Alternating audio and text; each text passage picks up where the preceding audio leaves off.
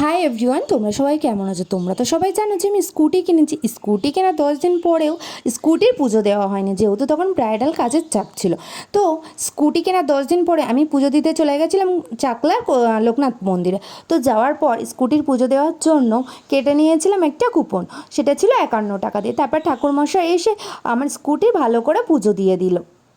পুজো দেওয়ার পরে সেদিন ছিল প্রচণ্ড গরম, খালি পায়ে হাঁটাই যাচ্ছিল না, এত গরম লাগছিলো। তারপর পুজো দেওয়ার পরে আমরা কেটে নিয়েছিলাম ভোগের কুপন। কুপন কাটার পরে প্রসাদে ছিল খিচুড়ি, তরকারি, পোলাও আর পনিরের তরকারি, চাটনি, পাঁপড়, পায়েস, এই ছিল।